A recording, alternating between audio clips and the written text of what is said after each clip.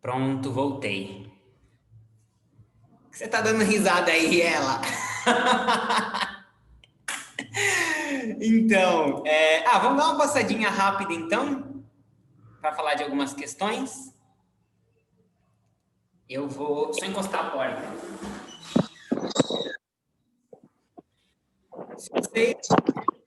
Oi, boa noite. Boa noite, Cristi. Se vocês ouvirem fogos,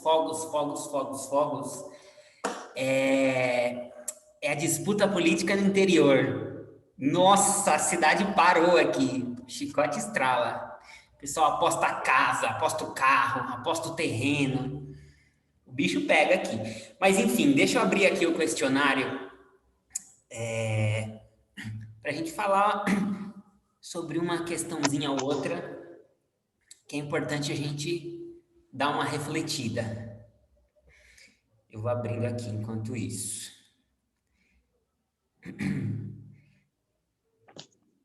Alguém ficou com, não sei se a Manice já perguntou, né? Mas alguém ficou com alguma dúvida em relação à aula passada? Alguma coisa que queira pontuar? Enquanto eu vou abrindo aqui.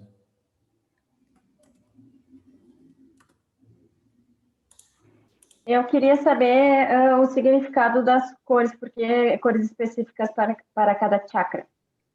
Ah, tá. Em relação à aula de chakras, né? Ah, tá. Desculpa. A gente já fala, mas eu digo em relação à aula dos Vasanas e Samskaras. Não. E se ficou alguma dúvida, algum ponto? Não, né? Então, eu vou fazer o seguinte, meu questionário também enroscado aqui, a gente deixa para o finalzinho. A gente traz o questionário e traz essa questão dos chakras e das cores. Pode ser? Então, pronto. Deixa eu ver aqui. Ah, a Monize está aqui. Aqui está como Lucas, né? Tem 3 Lucas na sala. Eu, a Monize e a Não, é Nara. só a foto da Nara. A Nara tá... Então vamos lá, minha gente. Manda bala. Hoje a gente vai falar sobre asana e eu quero saber o que a gente já sabe sobre asana. Lu, me coloca como host, por favor. O que a gente sabe sobre asana?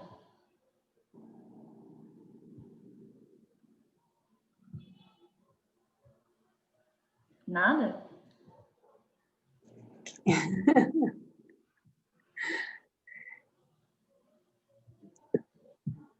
Todo mundo com vergonha de falar. Gente, pelo amor de Deus, errar é natural. Espero que vocês saibam tudo. Eu espero sim que vocês saibam alguma coisinha sobre asana, o mínimo que seja. Isso sim, mas ninguém espera que vocês saibam tudo. Asanas são posições que trabalham o corpo de uma forma para movimentar a energia nos chakras, nos canais, nos nadis, na Sushumna, e por aí vai. Ótimo, começamos muito bem já. Então deixa eu dividir a tela com vocês. Mais alguma coisa que a gente sabe sobre asana?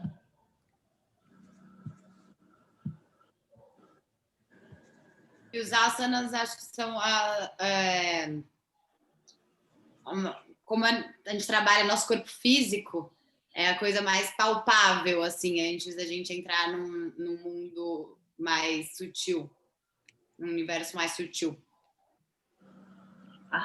Ótimo, que bom, a gente já sabe bastante coisa importante sobre asana. Vamos lá, todo mundo vê a minha tela? Sim? Então vamos lá. Então, a palavra asana, a raiz as significa sentar. E ela vem da palavra asandi, que significa assento. Então, os primeiros asanas que existiram foram asanas sentados. Então, não existia a movimentação que a gente conhece hoje. Essas movimentações, elas foram começar a acontecer depois de um tempo, porque o yoga, ele é uma filosofia que visa, como várias outras filosofias, uma ascensão do estado de consciência, então uma expansão do estado de consciência. E para isso, dentro do yoga, você precisava ficar horas e horas sentado. E era muito difícil para os praticantes ficar horas e horas sentados. Então começaram a surgir outros asanas, outras posições, só então, para que o corpo fosse fortalecido para conseguir ficar várias horas sentada. Mas, inicialmente, os asanas eram apenas as posições sentadas. Depois de algum tempo, eles começaram a surgir, e o surgimento deles veio tanto da dança, quanto de movimentos naturais e espontâneos. Por exemplo, quando você vai lá, você inspira, traciona, ou quando você sente alguma coisa na sua coluna e você sente que você quer movimentar ela de alguma forma. Os asanas também surgiram da observação da natureza. Então, os praticantes viam os animais, as montanhas, as árvores e se movimentavam e se posicionavam daquela forma com a intenção de assimilar características daquele determinado objeto. Por exemplo, no asana Mayurasana, todo mundo sabe qual é o Mayurasana? Mayurasana é aquela posição que você fica sobre os seus braços e você forma um arco com o seu corpo. Então, só os seus braços, só suas mãos ficam no chão e você forma um arco com o corpo. Essa Mayura significa pavão, e essa posição, ela tem uma relação com o pescoço de Shiva, que era azulado, assim como do pavão, e vem de uma história mitológica que Shiva, ele engoliu um veneno para salvar a humanidade, o que não é muito característica de Shiva, geralmente é Vishnu quem faz isso. E quando ele engoliu esse veneno, a garganta dele ficou azulada. Então, o Mayurasana é para assimilar essas características de desintoxicação. E, de fato, o Mayurasana, quando você faz, você tem uma descarga de adrenalina grande no seu sangue. E a adrenalina é um dos componentes que te ajuda, por exemplo, quando você está com alergia. Então, faz um teste aí, quando você estiver com alergia de alguma coisa, faz um pouquinho mais de Mayurasana e vê como é que fica. E também relacionado com o despertamento da Kundalini. Então, alguns asanas, eles surgiram conforme a Kundalini ela vai andando pelo corpo, há uma necessidade de uma certa movimentação para desobstruir uma certa nadi ou dinamizar um outro chakra, que é uma coisa natural que acontece. Então, essa foi mais ou menos a linha aí do surgimento dos asanas. Segundo as escrituras do Hatha Yoga, Shiva dizia que existem tantos asanas quanto seres vivos no universo. No planeta Terra. E que destes bilhões de asanas, Shiva ensinou 8.400.000. E destes, 84 são importantes para a prática de yoga.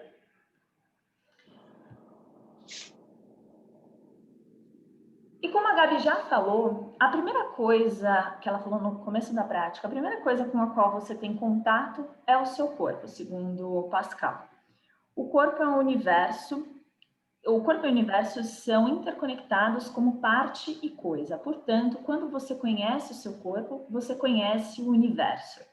Então, dentro da filosofia Samkhya, o asana, ele tem a função de te ajudar no seu processo de autoconhecimento. Quando você está fazendo um asana, além de você estar fortalecendo e deixando o seu corpo mais flexível para você conseguir se sentar numa posição de meditação e ficar lá horas, você está também travando um contato mais íntimo e usando o seu asana como ferramenta de autoconhecimento e evolução.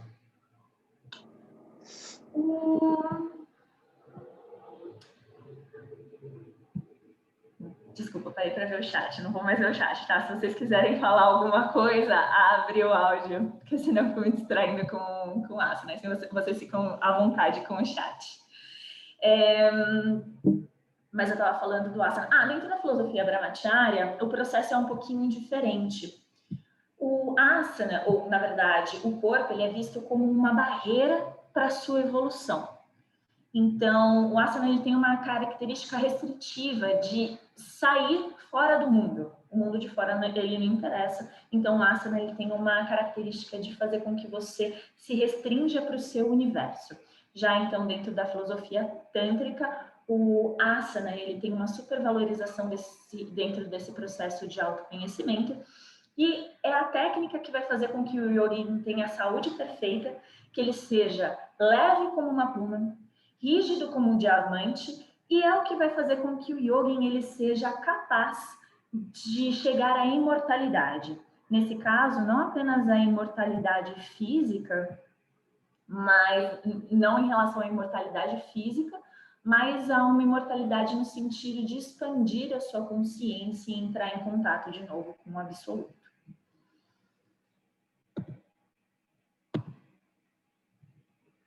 Sendo assim, vamos a o que consiste o asana. O asana ele é constituído de 3 elementos que podem ser fracionados, cada um em outros 3, portanto 9.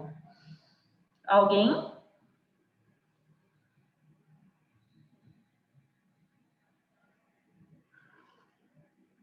Cris, liga o seu... Dá para você repetir a pergunta? 3 elementos que o quê? Que consistem em um asana. Então, um asana ele não é receita de bolo. Asana é muito mais um conceito. E uma vez que você está dentro desse conceito, você está executando asana. E ele é composto de 3 elementos que podem se fracionar em outros 3, ou seja, são 9 elementos. Alguém sabe alguns deles? Uma postura firme e agradável. Oba! Assim que eu gosto. Todo mundo. Vai lá. Manda ver. Gabi tá com o som ligado, pode falar. Permanência. Permanência. Uma postura firme e agradável. Firme e agradável. O que mais? Tem repetição? É uma característica, mas não é isso que vai fazer com que seja ou não asana, mesmo porque tem vários tipos deles que tem repetição. Tá bom. Então, vou ajudar vocês aqui. Então, o asana ele é constituído por 3 elementos: posição, respiração e atitude interior. A posição, ela deve ser estável, confortável e estética. Quando a gente fala sobre isso, a gente já se remete a Patanjali. Lá no Yoga Sutra, ele tem 3 sutras que falam sobre. Então, em um deles ele fala exatamente isso, que asana é uma posição firme e agradável. Na outra, ele fala que o asana a posição, ela é dominada quando se elimina a atenção e se medita no infinito. Quando ele diz isso, muito provavelmente é muito mais uma questão de você conseguir descontrair na posição e não ficar brigando com o asana. Quando você consegue realmente aceitar o asana, aceitar a posição, descontrair, na maioria deles, por exemplo, o Mayurasana é quase que impossível você gerar um estado de descontração, você consegue, então, começar esse processo de compreensão de si mesmo. E o terceiro, que é como consequência, a dualidade cessa. Quando você treina corretamente o asana, o estado de dualidade da sua mente, ele para. Então, quando você treina direitinho, você está lá com a sua mente fixa, pontual, sem forçar, com a atenção correta, sem dispersar, vai chegar um ponto, vai chegar um momento que a mente ela vai estar super aguda, ela vai estar afiada, ela vai estar só naquilo. Então, é nesse momento que a dualidade ela cessa. E é isso que ele quis dizer com esse processo de como consequência a dualidade cessa. Quando você chega nesse ponto de realmente conseguir Imagina que antes sua mente estava um turbilhão como se fosse um mar agitado, e de repente você consegue uma estabilidade grande. Teve uma época que era muito comum uma competição entre os praticantes de Chatuspadasana. Chatuspadasana é aquela posição que parece uma ponte. E aí foi lá, uma pessoa ficou meia hora, todo mundo, nossa, tal, que legal. Aí depois todo mundo ficava, né? E aí o meu professor fez um dia uma aula e eu acabei ficando primeiro meia hora e depois no outro dia eu fiquei 1 hora. E é muito louco, porque chega um momento que realmente para. É como se tudo estabilizasse. Antes, toda aquela sua, ai meu Deus, por que eu tô fazendo isso da minha vida? Porque eu não tô... Tudo isso para. Simplesmente você pode ficar horas naquela posição. É uma sensação muito louca que você conquista quando você faz o asana da maneira correta, colocando atenção naquilo e não deixa o corpo lá e fica pensando em outra coisa. E aí, depois disso, o professor do Lucas fez lá 3 horas de Chatuspadasana e assim foi a competição. Fala, Lu. Tem um lance legal, tem até o vídeo dessa, né? Do Mansur. Ele ficou 3 horas e 8 minutos. Aí eu vou mandar o vídeo no YouTube depois para vocês no grupo. E segundo ele, né? Ele sempre conta assim, que ele só saiu da técnica porque a namorada dele estava filmando, ficou com o braço cansado de filmar. Aí ele precisou descer por causa da namorada dele. Mas o que eu acho mais legal que ele falou é que ele falou assim, que dentro dessas 3 horas e pouquinho de permanência, ele experienciou todas as emoções humanas. Então, assim, tinha hora que ele tava muito feliz, tipo, puta, que da hora que eu tô fazendo, né? Tinha uma hora que eu falava, nossa, meu, que imbecilidade, que falta do que fazer. Aí tinha um momento que ele tava com um tédio, tinha um momento que ele tava agoniado, tinha um momento que ele tava com medo. Então, é interessante que não necessariamente significa não sentir emoções, né?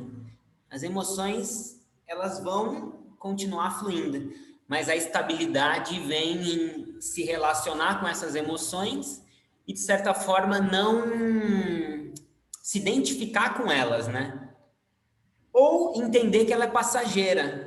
E, às vezes, é o que mais a gente tem dificuldade, seja num desafio momentâneo da vida, ou numa prova, num treino. Vem aquele impulso de, puta, vou morrer, e a gente faz o quê? Cede, pum. Só que isso trabalha muito a permanência no asana, trabalha muito essa consciência também de que a emoção vem e ok, ela vai estar um pouquinho ali e daqui a pouco ela vai, para daqui a pouco vir outra. Então, essa estabilidade ela é interessante, porque ela significa nulidade de sentimentos. Mas ela é uma estabilidade que significa que você vai sentir, mas ao mesmo tempo você vai deixar fluir, porque você não se identifica com aquilo, né? Eu sou o medo, eu sou a alegria, eu sou isso, eu sou aquilo. Então, acho bem legal esse lance que ele falou, né? A respiração, ela deve estar consciente, profunda e ritmada.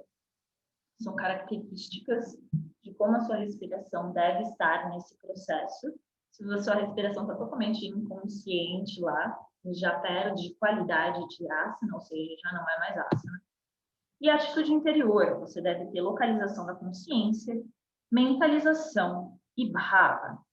Bhava é o tesão, é aquela vontade de fazer, é aquele sangue nos olhos. Você falar bom dia para uma pessoa, por exemplo, você está no mercado, no caixa, e a pessoa fala bom dia, você fala bom dia, nem olha para a pessoa e continua lá passando as suas compras, e a pessoa fala bom dia, você realmente olhar para os olhos da pessoa e falar bom dia. E desejar realmente um bom dia para aquela pessoa. Mais ou menos isso. Dentro da mentalização, e o Bhava, então, ele é o primeiro aspecto, né? Se você não fizer as coisas com Bhava, as coisas passam a perder o sentido quando eu falo de asana, né? Se você está lá só por estar com o seu corpo jogado, sem colocar intenção nenhuma naquele processo, é melhor você parar tudo e ir lá para o seu sofá e ficar lá no sofá. Já que vai fazer, faça direito. Qualquer coisa que você se propõe na sua vida. Uma coisa que faz com que a gente perca muita energia é quando a gente desincroniza os nossos veículos ou os nossos corpos. Seu corpo físico está fazendo uma coisa, mas você queria estar fazendo outra coisa, ou sua mente está fazendo outra coisa, isso faz com que você perca a energia. Não vai fazer outra coisa. Não quer estar, não esteja. Quer estar, esteja. Ou então está, queira estar. Então, Bhava é mais ou menos isso, você colocar essa intenção. E aí você coloca mentalização.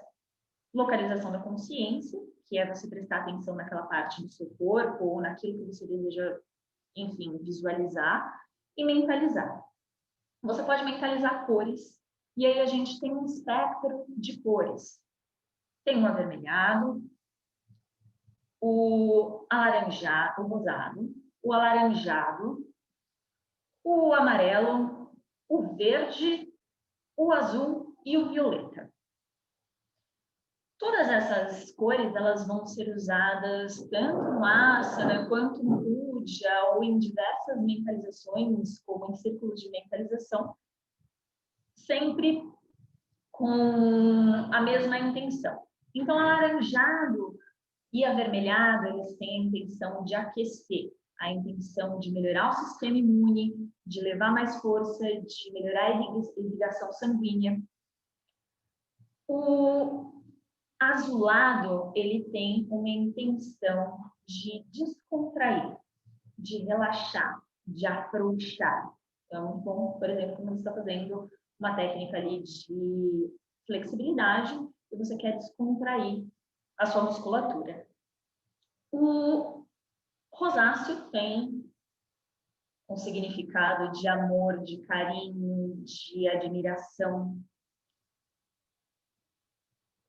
O verde é para saúde generalizada. O dourado é para desenvolvimento pessoal. E também tem uma outra cor que é o prateado. O prateado pode ser usado para você melhorar a flexibilidade de tendões. Então, de início, quando você vai treinar uma técnica de flexibilidade, é muito fácil, você ganha a flexibilidade com mais facilidade, porque é uma flexibilidade muscular. Então, é só uma tensão muscular ali que, conforme você vai aprendendo a liberar, você vai ganhando flexibilidade. Passou daquele ponto, você sente que o problema ali não é mais músculo. Tem alguma coisinha, por exemplo, você está fazendo Paschimottanasana, que é uma flexão com o corpo para frente. Você sente algum pontinho ali na sua coxa que, cara, não é músculo, aí você sente atrás do joelho, não é músculo. Pode ser, provavelmente é tendão, e o tendão demora um pouquinho mais para a gente ganhar flexibilidade. Por isso que no processo de flexibilidade, geralmente o ganho de início é grande, depois demora um pouquinho, porque aí você vai lá, estica o tendão, ele inflama um pouquinho, você tem que esperar aquele processo inflamatório cessar para você continuar ganhando mais flexibilidade. Então, prateada nesse caso. Falei todas as cores? Alaranjado, avermelhado, rosa, azul e o violeta, que é para transmutação ou queima de liames kármicos. Então, você aplica a sua mentalização sobre o local do corpo, sobre a localização da consciência. No entanto, a mentalização pode ser também de, por exemplo, a mentalização do asana perfeito. Você está lá numa abertura pélvica, seus pés estão afastando só 2 palmos. E, na verdade, você quer que você fique com uma abertura de 180 graus. Você pode mentalizar o asana, a posição perfeita lá, você assente com a abertura pélvica de 180 graus. Você pode mentalizar também a transmutação do seu corpo.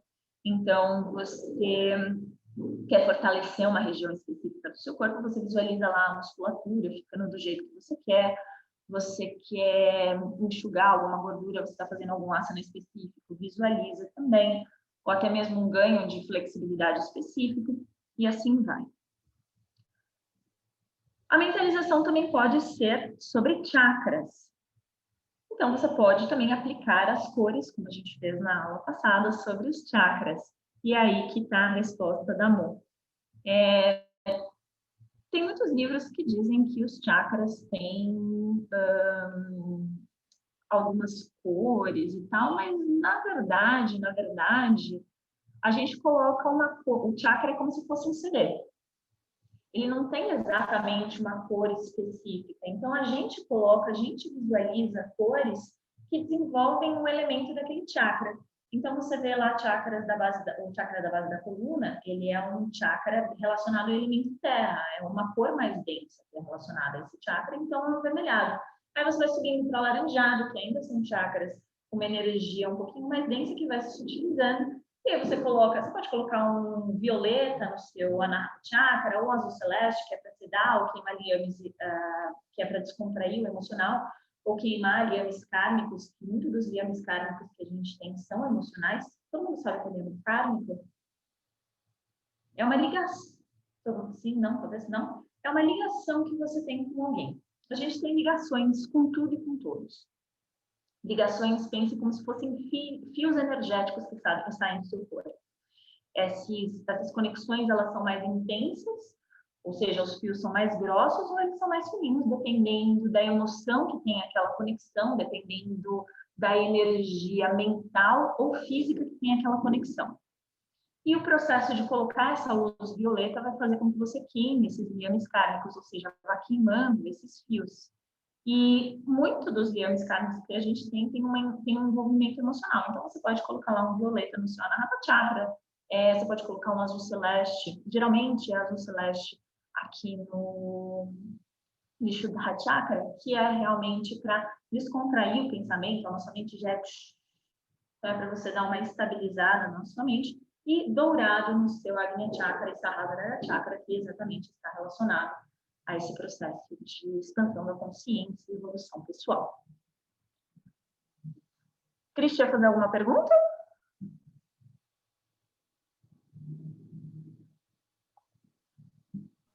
Não, não. Não? Tá. Então, você pode também visualizar a ascensão da Kundalini, localizar. Então, você está visualizando a ascensão da Kundalini. Coloca atenção, coloca a localização da consciência lá na sua coluna vertebral. Você pode mentalizar yantras, que são símbolos, mantras. Então, as possibilidades, elas são diversas. Dúvidas? Não? Seguimos o baile, então.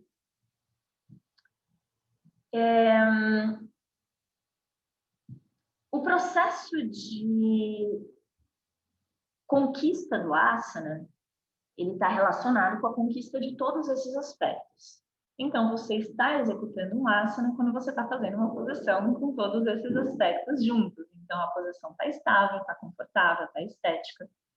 A respiração consciente, profunda e ritmada, e você tem a atitude interior de bhava, mentalização e localização da consciência. Tem um livro que é bem importante, na verdade, mas eu não lembro de qual autor foi. Mas que, enfim, ele fala que você conquistou um asana, um jhanasana, que é uma posição de meditação, quando você fica 3 horas naquela posição confortável. Agora, levanta o braço, quem é que consegue ficar 3 horas num jhanasana confortável?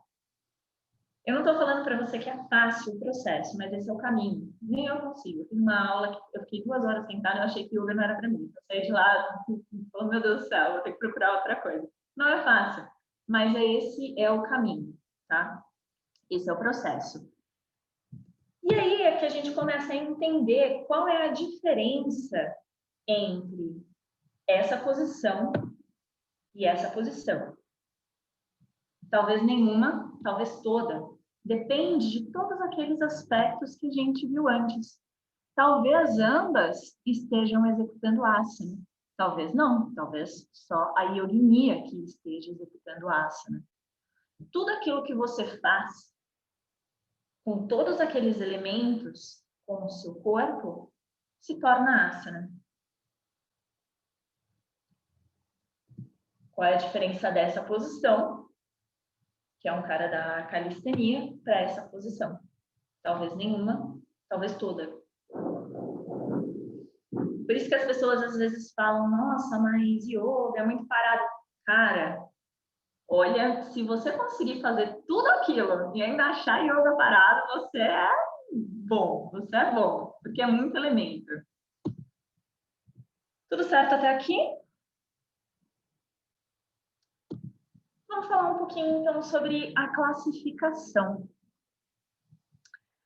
Os asanas, eles podem ser classificados segundo a função deles. Então, a gente tem, em primeiro ponto, os Kundalini Asanas, que tecnicamente são... Fala para mim. O nome já está respondendo. Liga, quem quiser falar, liga o som. Tá todo mundo no mudo.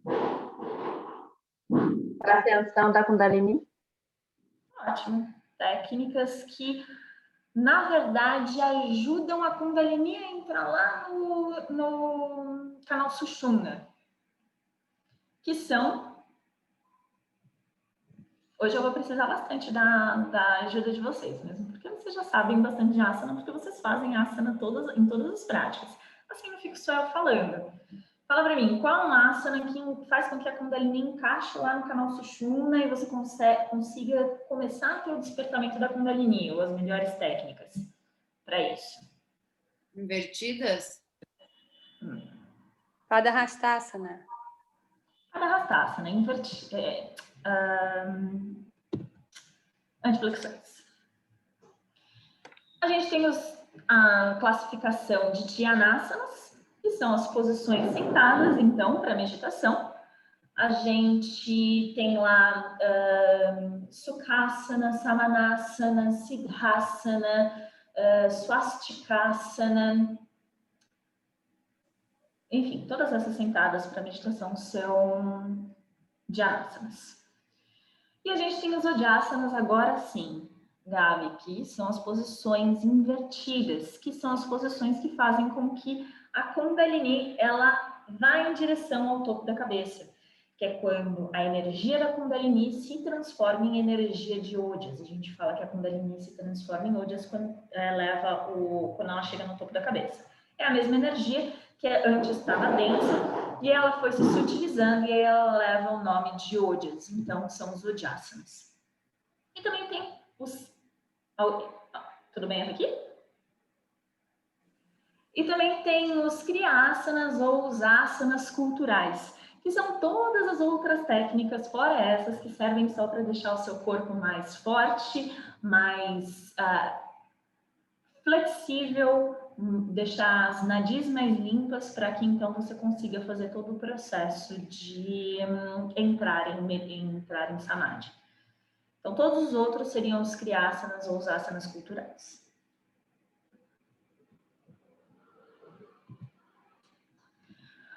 A gente também tem uma classificação segundo a atuação muscular.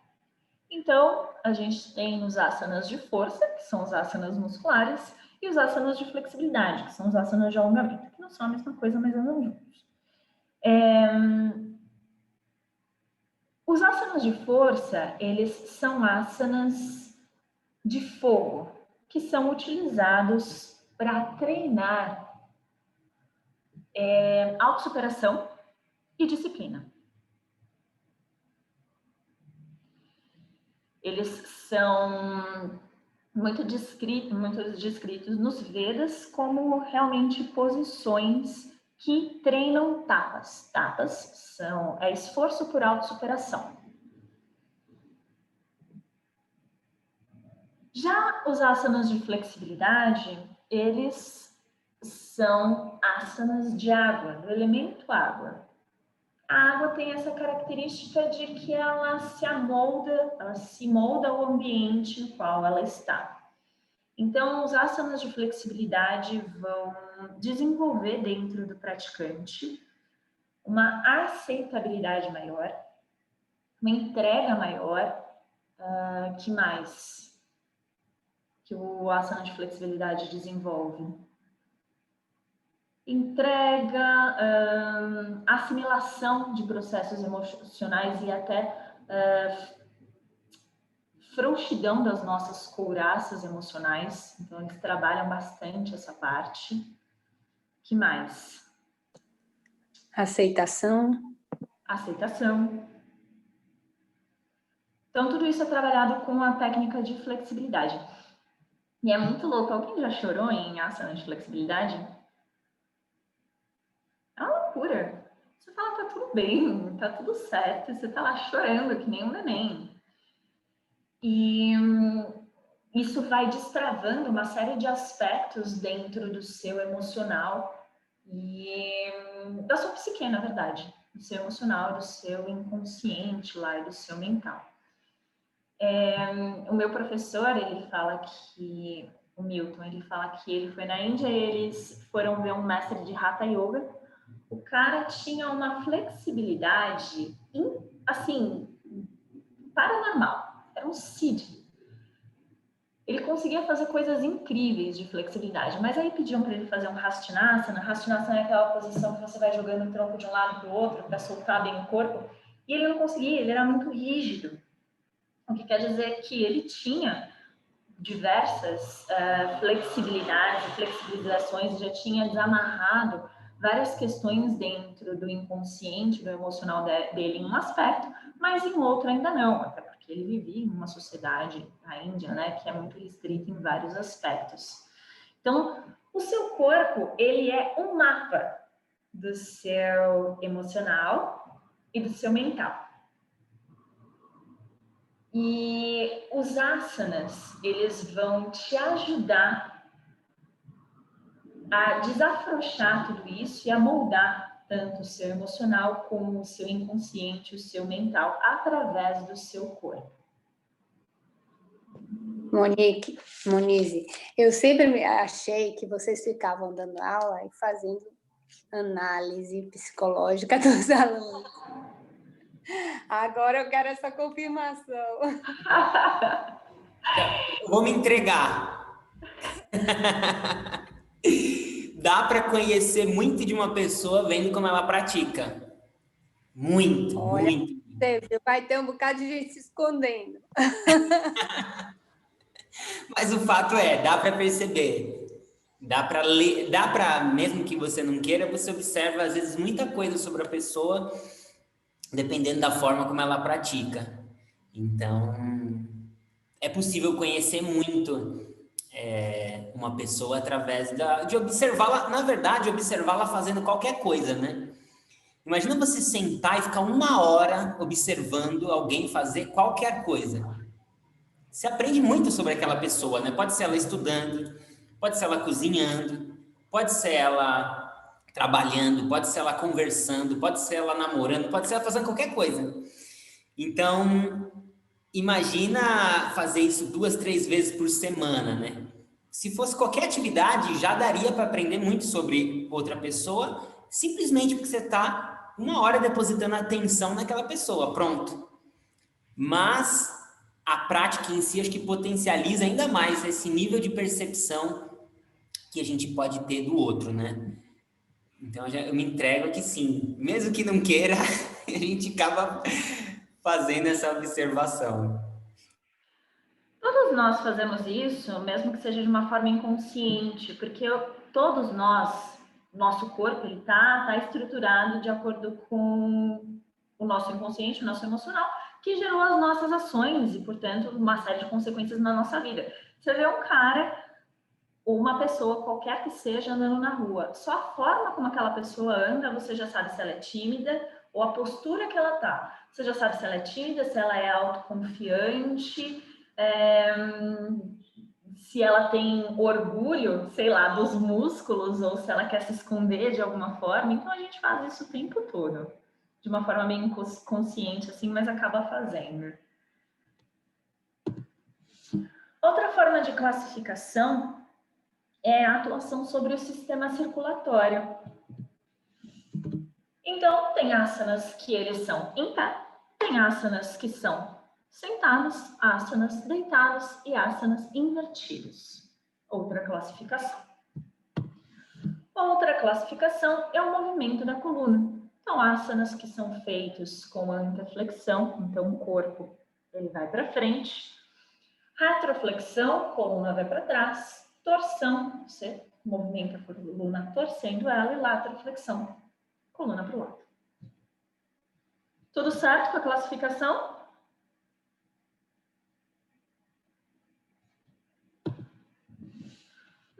nomenclatura.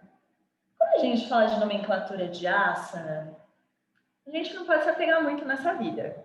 Mesmo porque cada linhagem de yoga vai ter uma nomenclatura diferente. Os asanas que são muito antigos têm o mesmo nome, igual Padmasana, Padmasana em todo quanto é lugar. Sirshasana, não, até o Sirshasana pode ter algumas variações.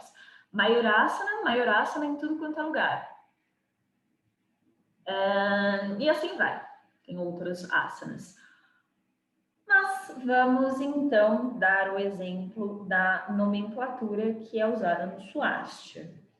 O asana, bom, para isso acontece em todas as linhagens, tá? O que vai mudar mesmo é o radical, mas o resto da estrutura é a mesma. O asana, ele tem um prefixo, um radical e um sufixo. O sufixo é o asana e o radical é o nome da família. O nome da família, ele pode ter diferentes significados ou origens. Ele pode ser uma homenagem, igual o asana Parvatasana, que é homenagem a um local. Pode ser em relação à morfologia, então você olha o asana, ele parece com aquele animal ou com aquele local que está sendo nomeado, por exemplo, o Bhujangasana. Lu, faz um Bhujangasana, por favor. O Bhujanga significa cobra, então o Bhujangasana tem essa característica do nome ser pela morfologia. Local de ação, o asana que o Lucas estava fazendo antes, que é um o asana que o Lucas estava fazendo antes era pode sair, obrigada.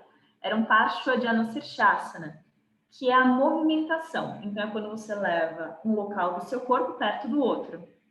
Ele estava levando a cabeça, Sirsha, para o Janur, que é o joelho. Então, essa movimentação dá o nome do asana.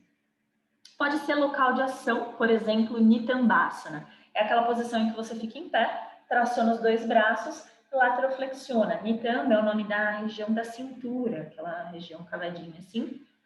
Então, é o nome do local de ação. Qual o número de apoios? Você pode ter o Chatuspadasana, que é aquela posição que você coloca os 4 apoios e fica numa prancha. Tripadasana, você tira um pé. E assim vai. Então, tem relação com a família. E aí, meio que você tem que decorar. Não tem muito o que fazer. Você vai lá no yoga que você está praticando, vai lá e decora.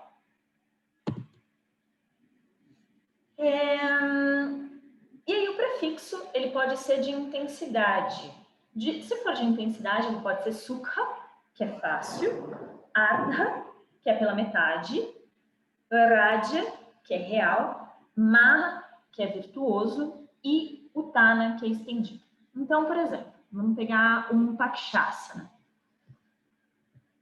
Pakshasana é aquela posição em que você fica em pé. Ai, Lucas, você pode fazer, por favor?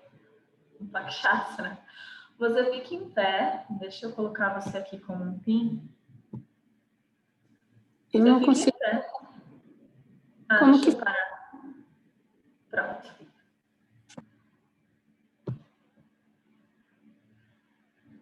Pakshasana é essa posição que você fica em pé.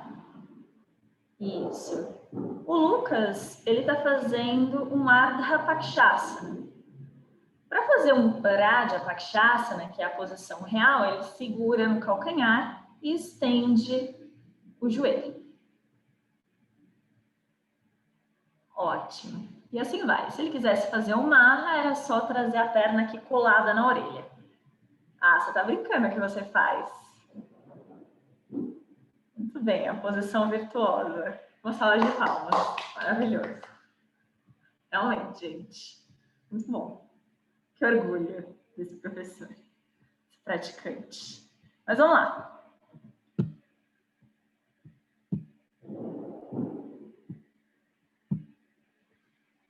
Partes do corpo.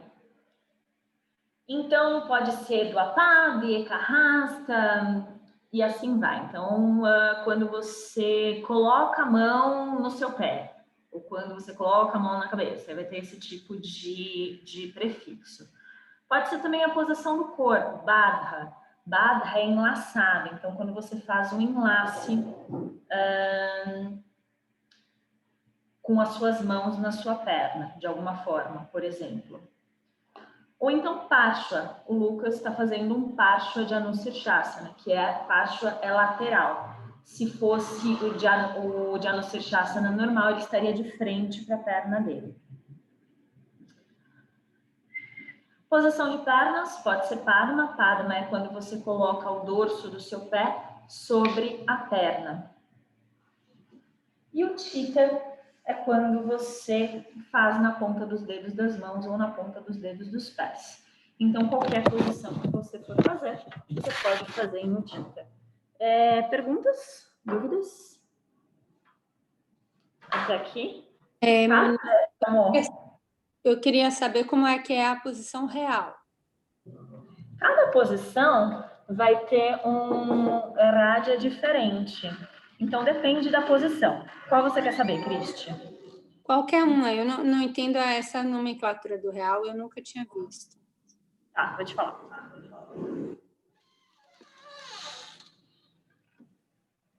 Deixa eu ver aqui que vai ficar mais fácil de vocês entenderem. Então, qualquer posição, ela vai ter essas variações. Raja, real,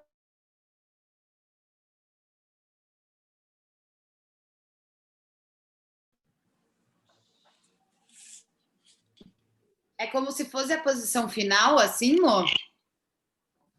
quando a posição ela conclui. Então, por exemplo, você está fazendo um Vrikshasana. Esse é um Vrikshasana. A posição ela vai se tornar Raja quando você desce as mãos lá para o sol. Esse é o Raja Vrikshasana. Mas, por exemplo, o Lucas, que eu falei para ele fazer um Pakshasana. Esse aqui é o Sukha Pakshasana, esse aqui é o Raja Pakshasana. A posição ela conclui aqui. Só que você pode ir para o Maha, que é a variação virtuoso, que foi o que ele fez. Ele trouxe a perna aqui do lado. Então, o Raja é toda vez que a posição ela é concluída. Mas dependendo da posição, ela vai ser de uma ou de outra forma. Paschimottanasana. Esse aqui é um Sukha Paschimottanasana. Esse aqui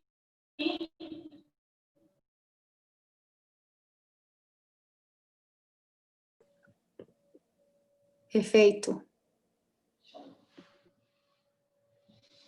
E aí, a gente tem a variação Utthita. Por exemplo, eu estou fazendo um Sukha Pakshasana.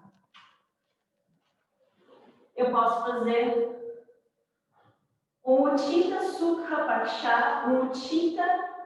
Sukha Pakshasana, elevando o meu calcanhar do chão. Certo? Padma. Padma é toda vez que eu coloco o dorso do meu pé sobre a perna. Então, o Lucas estava fazendo um Pashva de Anushirshasana. Esse aqui é o Pashva de Anushirshasana. Quando você coloca o dorso do seu pé sobre a perna, é um Padma Pashva de Anushirshasana. Certo? Então, é assim que funcionam os prefixos dos asanas. Dá para você aprender todos, depois é só você colocar o prefixo, colocar o nome da família e asana. Não tem muito erro. O nome da família não tem muito o que fazer, você vai precisar decorar. Aí você decora o nome da família do yoga que você pratica E aí os sufixos tal, fica mais fácil. Também alguns, na verdade, os prefixos fica mais fácil. Na verdade, tem alguns prefixos também que mudam de yoga para yoga, mas é mais ou menos isso. Certo? Dentro do swastika é exatamente isso. Bem, se não temos mais dúvidas, continuamos.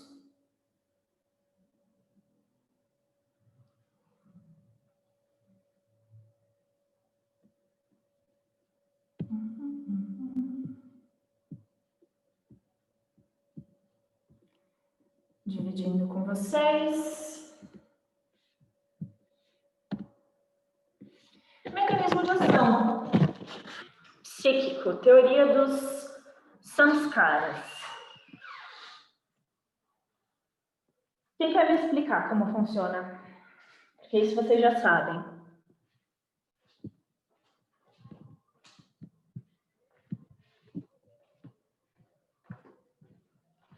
Vamos lá? Alguém? Você quer essa explicação dentro do próprio asana? Isso, dentro do próprio asana. O mecanismo de ação psíquico do asana dentro da teoria dos samskaras. Bem, você monta uma posição e se sente desconfortável, chegou em algum limite que você julga que já é o seu limite. Então, você quer parar, você quer voltar, você tenta voltar, mas se você põe a sua força de vontade, seu trabalho, a sua mente para que não, eu vou manter, e você pode conquistar uma outra etapa. Então, nesse caso, você teria vencido o samskara. Seria por aí? Não está errado, mas o asana ele tem um processo ainda mais profundo. Esse processo acontece, ele está certo, ele acontece dessa forma como você descreveu, perfeito, só que ele ainda tem um processo mais interno, que é o de agir nos seus condicionamentos de uma forma inconsciente. Você colocou de uma forma muito clara essa parte consciente, né? Você está com... Claro, porque Então, pode falar. Porque se cada asana vai trabalhar, por exemplo, as asanas de flexibilidade, que vão trabalhar a questão da aceitação, então a manutenção e a persistência naquele asana pode te levar a romper uma barreira psicológica que você tem em algum aspecto emocional da sua vida. Exato, exatamente isso. Então,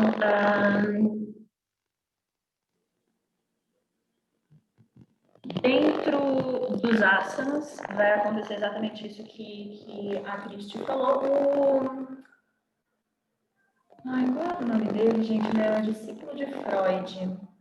Reich, ele desenvolveu a teoria de couraças, que é exatamente isso, que é o seu corpo e toda a sua psique está relacionada, com o seu corpo, com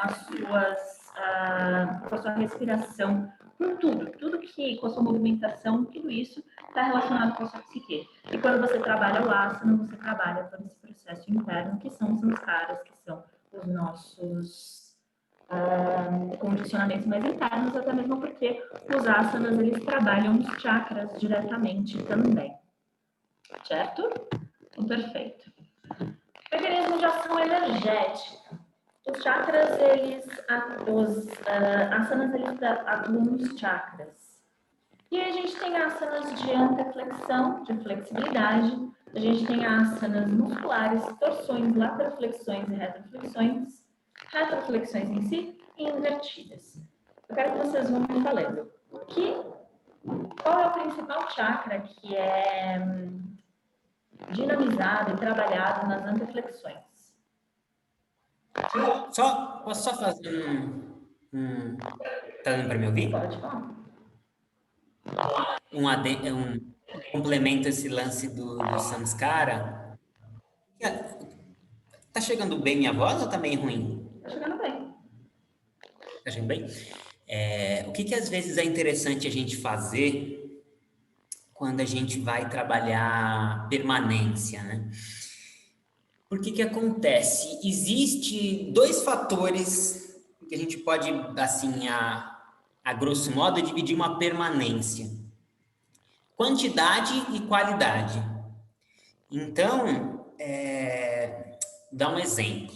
Você vai lá, tinha um grupo que eu fazia treinamento de asana quando eu era aluno, até um pouquinho depois que eu era instrutor. E aí, teve um dia que o professor lá deu 1 hora de Chatuspadasana. Só que dentro dessa 1 hora, tipo, eu treinava muito Chatuspadasana por conta do Mansur, né, meu professor, então eu já fazia. Só que muita gente lá nunca tinha feito. Então, o que acontece? Fez-se 1 hora de permanência, só que com várias mini desistências dentro dessa permanência. Joelho no chão, para, respira, volta, respira, volta, respira, volta. Então, assim, dentro do quesito quantidade, no que diz respeito a tempo, fez-se 1 hora de permanência. Mas se a gente pegar a qualidade da permanência, ela não foi boa.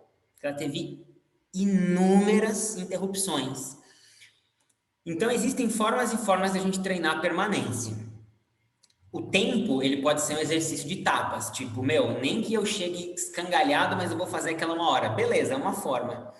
Mas é interessante você também treinar o seguinte: eu vou extrair o máximo que der. Quando eu parar, acabou. Porque aí a gente também trabalha um pouco esse condicionamento de sempre deixar um pouquinho. Eu sempre deixo uma sobrinha, sempre deixo, nunca dou tudo. Então assim, é interessante perceber isso em relação à permanência em asana. Não deixar isso virar um condicionamento de, vamos supor, sair do asana, voltar, sair do asana, voltar, sair do asana, voltar. Isso mais para uma prática sozinha, né? Dentro de uma prática com o professor, você vai fazer aquela permanência determinada ali, se o seu corpo não te disser o contrário. Então, é interessante perceber também esse padrão. Quando você for treinar sozinho, experimenta fazer o máximo possível. Quando, por acaso, você sair do asana, assunto encerrado, acabou. Não tem mais o que voltar. Você também se acostuma um pouco a chegar, digamos, ali no seu máximo. Quando você fica descendo, voltando, você meio que, às vezes, acaba se viciando também e não dá tudo, porque você sabe que vai ficar um pouquinho, depois você volta de novo, e aí fica aquela permanência que em tempo, em quantidade, é a mesma coisa, mas a qualidade dela não é boa. Então, é interessante perceber e o quanto isso também influencia num condicionamento que às vezes a gente tem, que é muito viciante, que é eu parar antes da hora. Nem tô no meu máximo, nem tô com aquela sensação de dever cumprido, e paro porque, parei, depois eu volto, depois eu paro, depois eu volto de novo. Então é interessante observar esse lance. Pronto.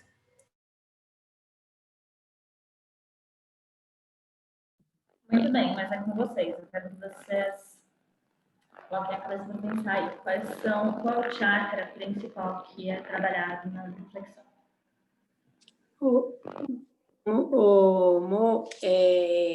Eu estava fazendo uma pesquisa aqui do discípulo de Freud, que você falou aí, Wilhelm Reich.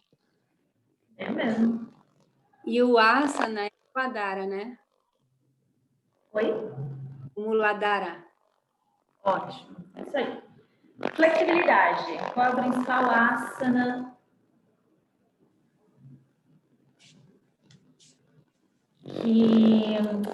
flexibilidade, qual é o principal chakra que o asana de flexibilidade trabalha? Ajna. Qual? Não seria o Ajna. Anahata? Depende da flexibilidade, né? Mas o Anahata Chakra, então, vem aqui. Técnicas de torção. Lateroflexão e retroflexão trabalham o Anahata Chakra, que são todos aqueles asanas que você abre bem o peito, que você expande o peito. Então, Chakrasana que é aquela ponte que você faz, ou Dhanursasana, todas essas posições que abrem o peito. Então, então tá certo, mas é torção, lateroflexão e retroflexão. Agora, flexibilidade pélvica, o principal chakra que é trabalhado, flexibilidade, todas em geral, mas principalmente a pélvica, o Swadhisthana chakra é bastante trabalhado. Musculares, qual chakra é trabalhado? O som não tá bom. É só para mim? Para mim também tá meio chiado, parece. O seu Tá assim, tá chiado.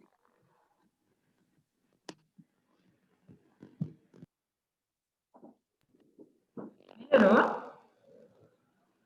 Ou não? Tá chiado? Parece um robô, assim, voz de robô no fundo.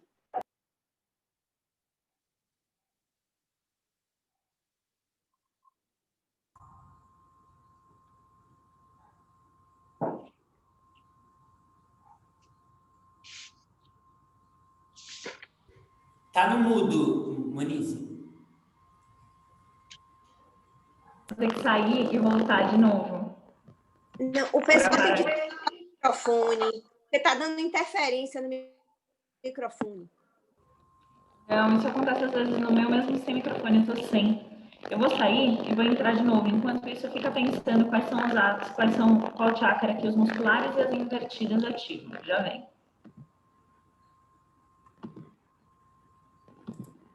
Podem discutir se vocês quiserem.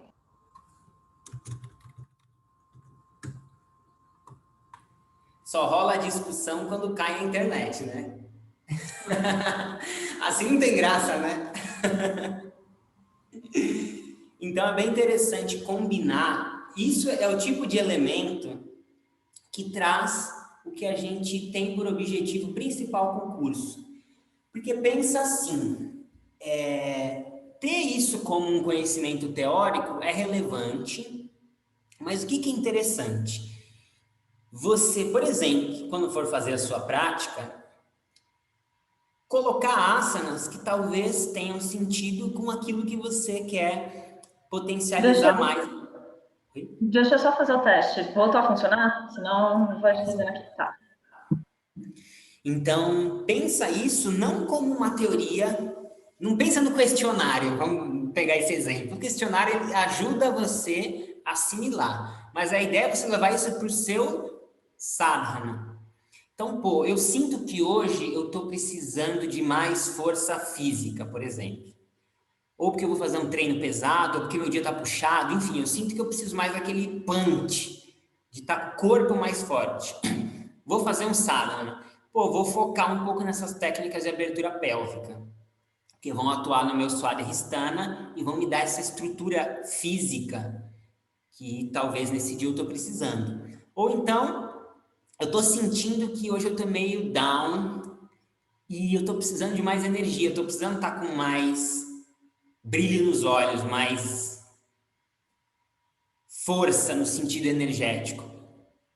Aí vai dar vontade do que? Ai, não, deixa eu fazer um alongamento aqui. Cara, vai pro muscular. Infelizmente, é disso que você precisa. Pode ser que você não quer, mas é o que você vai precisar naquele dia. Porque ele vai atuar no seu Manipura Chakra, vai fazer você se sentir melhor. Então, pensa nessas informações não como informações que se cruzam, mas como uma coisa que vai estar dentro da sua prática e que você vai pensar quando você for praticar. Seja na sua aula, na sua prática pessoal, quando você quiser fazer. Às vezes, para alguns, pensar numa prática inteira sozinho ainda é muita coisa. Mas pensa que você vai fazer um asana de 5 minutos. Como que você vai escolher esse asana? Aleatoriamente, aquele que é gostosinho, ou você vai escolher aquele que talvez seja o que você está precisando? E observa também isso no professor. Pega a aula e quando eu estava fazendo o processo de formação e tal, eu acabei entrando num dilema, porque eu sou muito analítico, né? Extremamente crítico, chato. Eu sei que eu sou essa pessoa. Então, primeira coisa, foi muito importante eu ter um professor com quem eu me identificava muito, porque com ele eu desligava um pouco esse criticismo todo e praticava. Como eu sempre pratiquei muito só, eu ia fazer aula às vezes de um professor que eu não me identificava tanto, e a aula inteira eu falava assim, nossa, o cara vai dar esse asana. Como assim o cara vai dar esse asana? E depois daquele asana, não acredito, não deve ser verdade. Enfim, é um criticismo exagerado, é uma coisa que tem que ser trabalhada. Mas traz isso um pouco para quando você estiver fazendo aula e analisa um pouco o que o professor está dando. Talvez você pensar, puxa, olha só, pelos asanas que ele deu, talvez ele estimulou muito mais o meu Anahata Chakra, na teoria. Deixa eu ver se eu senti o meu emocional estimulado nessa prática. E aí você passa a conectar a teoria à prática e ter um olhar mais crítico nesse sentido. Então é bem interessante esse tipo de informação. Se você estiver escrevendo, grifa, porque esse tipo de coisa você pode passar a marca-texto, porque vai ser importantíssimo de você observar sempre. Me coloca como host, por favor. E também até para suas mentalizações, né? Fazer um chakrasana, levando a atenção no seu Muladhara Chakra. É tipo tentar acender uma pólvora molhada. Vamos lá.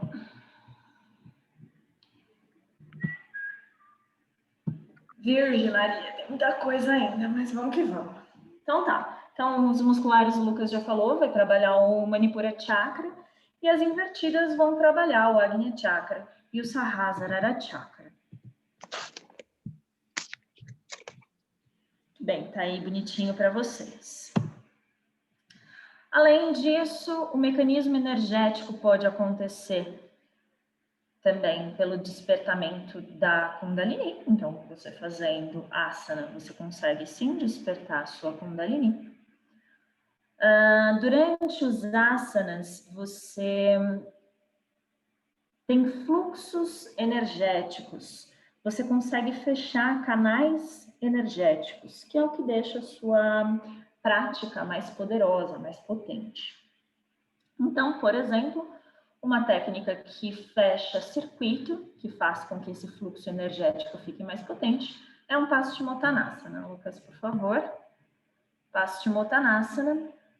Faz sem as mãos nos pés. Então, o Lucas está lá num Paschimottanasana. Sem as mãos nos pés. Coloca as mãos nos joelhos, não sei. Isso. Esse é o asana, essa é uma posição. Aí tá tudo bem, ele tá na posição, tudo certo. Agora, quando ele coloca as mãos nos pés, ele fechou um circuito energético. E isso potencializa a técnica. Muito obrigada, pode levantar. Isso pode acontecer em qualquer técnica. Por exemplo, faz um Padmasana, por favor. Fez um Padmasana. E aí faz uma torção, Vakra-Padmasana.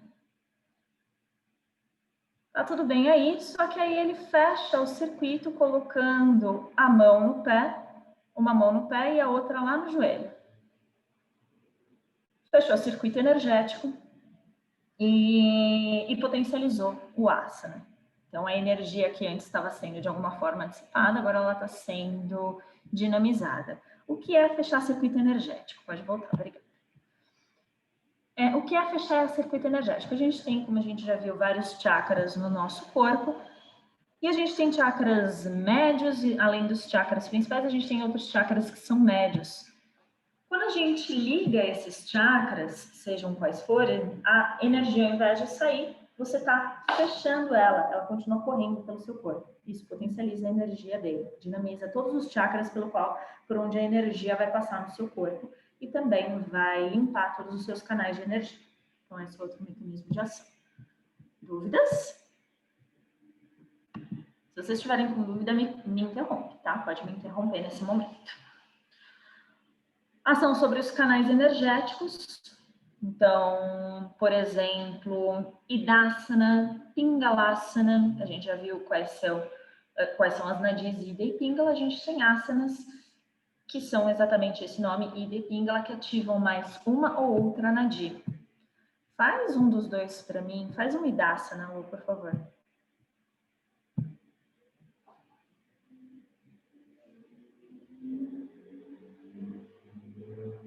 Então, você deixa a nadi Ida ativa, portanto, a sua nadi negativa ativa. Você está estimulando a nadi Ida.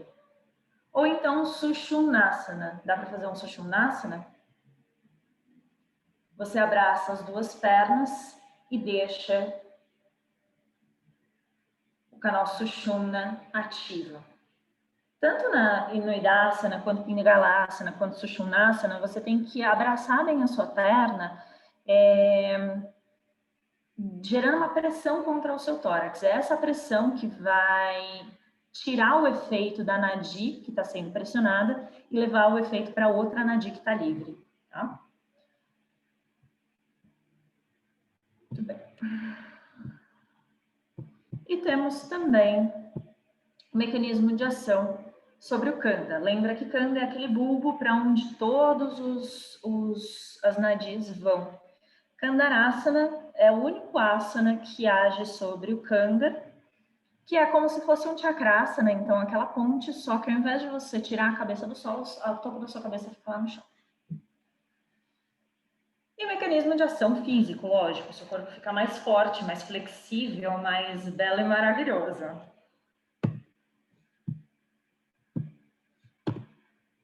Regras gerais de execução. A gente tem 8 regras gerais de execução. A primeira delas é a regra de respiração. Então, movimentos feitos para cima são feitos com ar, inspirando, e movimentos feitos para baixo são feitos sem ar. Esse é o resumo dessa regra de respiração. É claro que você sempre vai levar em consideração aquele asana, ou, na verdade, a parte do seu corpo principal que está se mexendo. Então, por exemplo, você está fazendo algum asana e o seu braço se move para cima, mas o seu tronco se move para baixo. É lógico que o asana vai ser exalando, porque o tronco é a parte principal do seu corpo. Torção. Você faz com ou sem ar?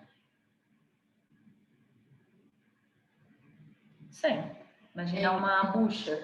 Você vai espremer a bucha, a água que está lá vai sair. A mesma coisa dos seus pulmões. Quanto mais você torce, mais ar você tira dos seus pulmões. Então, torção sem ar. As retroflexões deitado. Quando você faz uma retroflexão deitada, então você está lá no chão e vai retroflexionar, levar o seu tronco para trás.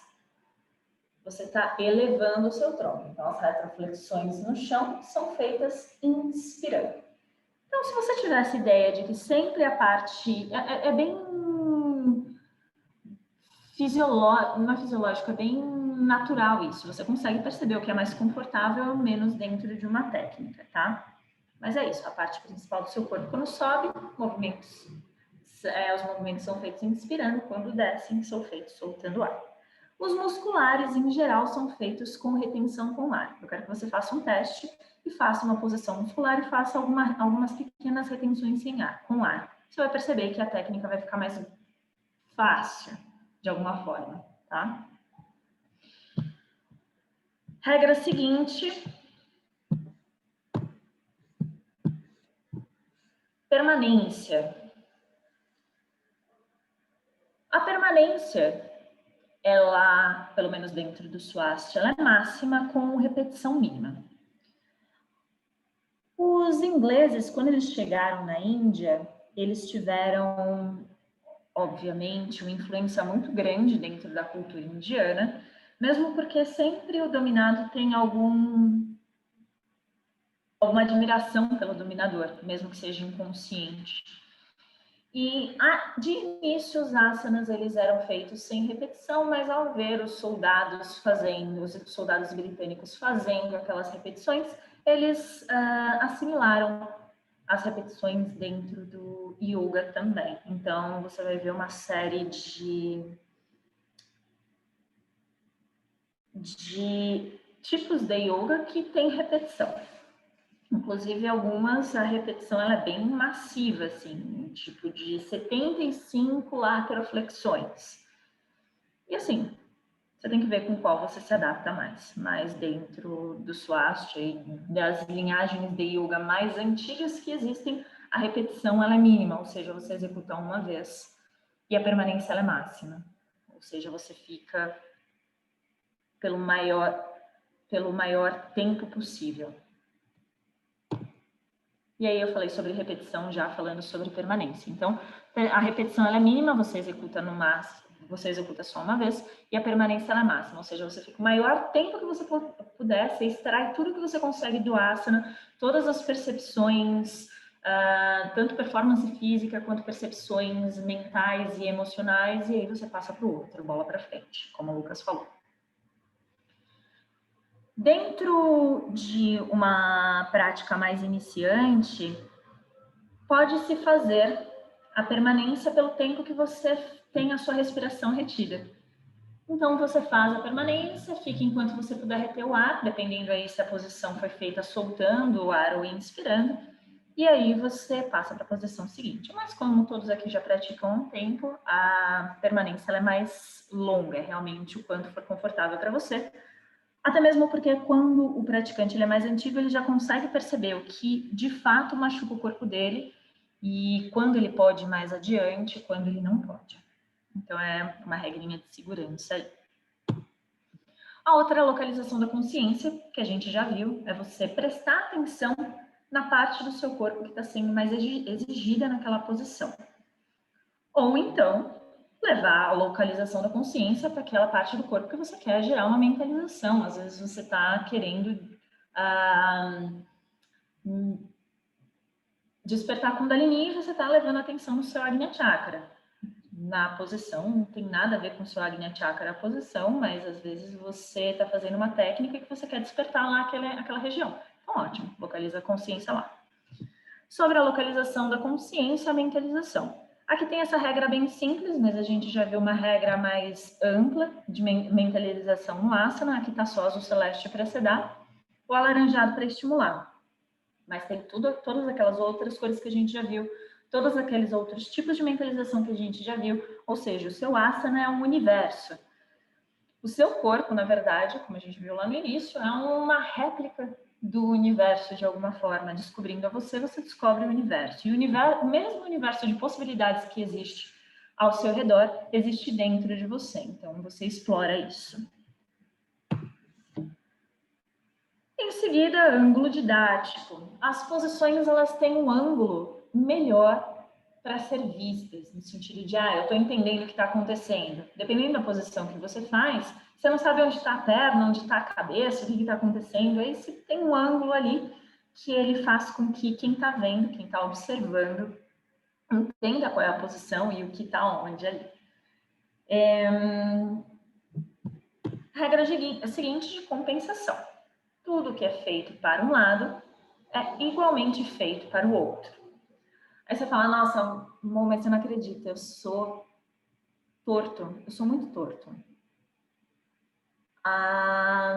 De um lado vai, nossa, super bem, flui super bem, do outro, nossa, parece um velho de 90 anos. O que eu faço? Você tem algumas formas de fazer essa compensação. Você pode ou fazer ao mesmo tempo com uma intensidade maior para aquele lado que você não está mandando tão bem, ou então você pode aumentar o tempo para aquele lado que você ainda não está tão legal. Mas a ideia de um corpo saudável é aquele corpo que, na medida do possível, tem um equilíbrio de flexibilidade para todos os lados, de força para todos os lados.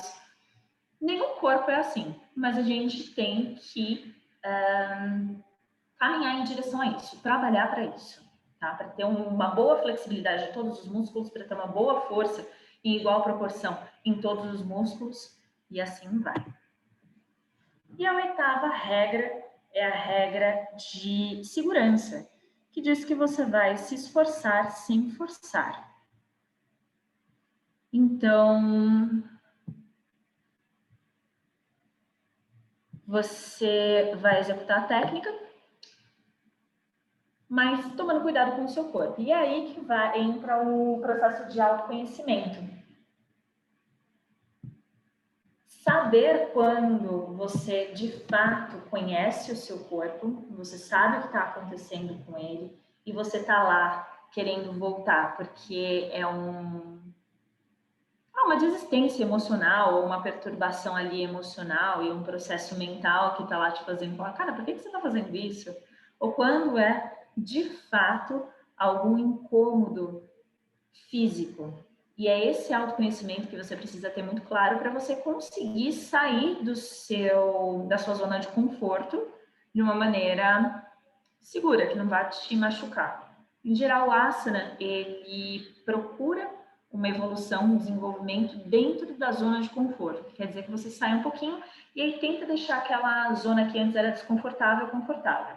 Mas esse sair um pouquinho, se autossuperar, sempre tem que ter esse cuidado com a segurança. A única pessoa que sabe sobre o seu corpo é você. Não adianta o instrutor vir e falar, não, você vai ficar mais ou vai ficar menos. Quem sabe é você. E tenha muito claro na sua mente se de fato é um processo que você precisa voltar para segurança ou não. Dúvidas? Estou passando um pouquinho rápido porque falta só meia hora para a gente terminar a aula e ainda tem um monte de coisa para a gente falar. Eu vou falar sobre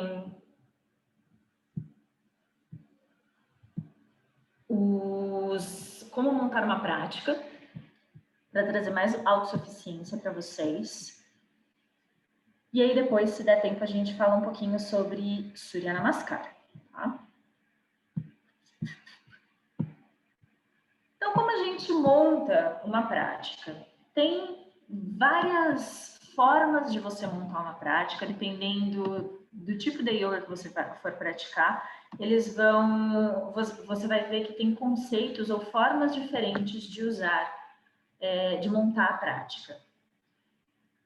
O critério que nós utilizamos e que vocês, quem pratica com a gente, segue, né? Porque a gente dá aula para vocês, então é isso que a gente faz, o equilíbrio, a movimentação da coluna vertebral. Então, a gente faz a movimentação da coluna vertebral para todos os lados, mesmo porque a nossa coluna vertebral é onde está o canal Sushumna, é o canal, é o lugar por onde a Kundalini vai passar. Então, essa estrutura, ela tem que estar forte, ela tem que estar flexível, você tem que estar com a coluna bem posicionada para se sentar e meditar de maneira confortável. E o outro, não é conceito, mas o outro aspecto que a gente vê quando está montando quando está montando a prática é o de movimentação da circulação sanguínea. Então, a gente começa a prática em pé, passa para sentada, depois deitada e depois invertida. Então, qual é o peso da circulação sanguínea ali no nosso corpo? Dentro disso, você pode montar a sua prática como você quiser. Sempre respeitando. Começa em pé, depois sentado, depois deitado e depois invertido. E essa parte aqui de equilíbrio, lateroflexão, anteroflexão, retroflexão e torção, você pode misturar como você quiser. Em geral, é interessante que sempre você coloque mais anterflexões do que retroflexões. Isso para a saúde da sua coluna vertebral. Ou, então, uma quantidade maior. Ou você fica mais tempo em uma técnica de anterflexão ou coloca mais técnicas de anterflexão em relação à retroflexão. Então, você pode montar a prática como você quiser. Você vai lá, coloca 2 asanas em pé, um de equilíbrio, outro de lateroflexão, depois a sua anterflexão você faz lá sentado. A retroflexão e a torção você decidiu fazer deitado. E aí você faz a sua invertida. Mas você pode fazer completamente diferente. Você começa a sua prática em pé lá, com torção. Aí depois você vai para uma retroflexão e uma lateroflexão sentado. Depois você vai para uma anterflexão e um equilíbrio deitado. E depois você faz uma técnica invertida. Então, isso aqui, essa parte pode sempre mudar. E essa parte aqui a gente respeita. E dentro disso, você pode colocar tração, você coloca abertura pélvica, você coloca técnica muscular, você brinca com isso da forma como você quiser, dentro da sua prática. Dúvidas? Tudo certo? Já adiantando, o questionário dessa semana vai ser isso, para você montar uma prática para você, dentro do que você quer desenvolver com o que você já aprendeu. Então, você vai pegar esse quadro e você vai fazer a sua prática.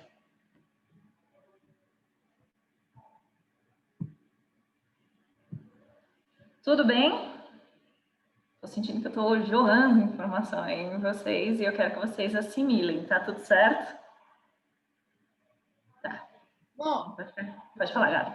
Necessariamente eu tenho que começar em pé? Você pode fazer uma prática toda sentada, você pode fazer uma prática toda deitada.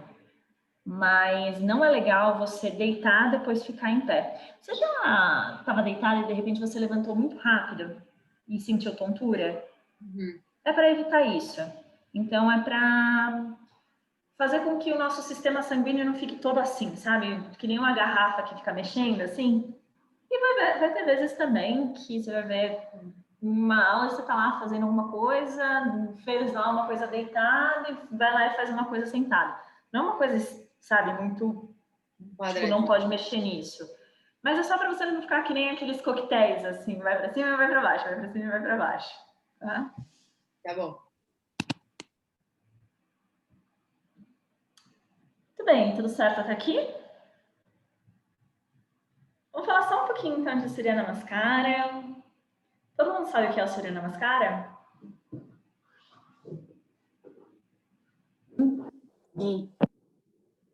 Não?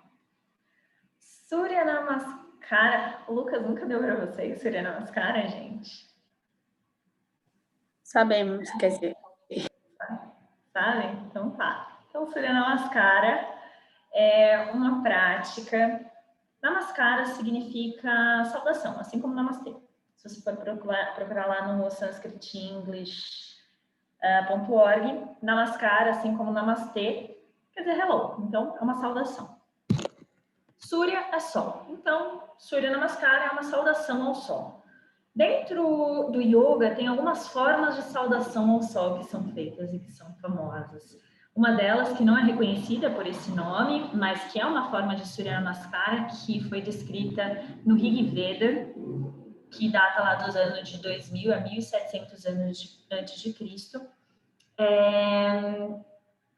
que é o próprio Om Bhurbhuva Swaha Tatsavitur. Qual é o nome mesmo desse mantra, Lucas? Me ajuda aí. Gayatri. Isso, o próprio Gayatri. E o outro é a sequência de asanas que é feita. É uma sequência de asanas que é feita para a saudação do sol.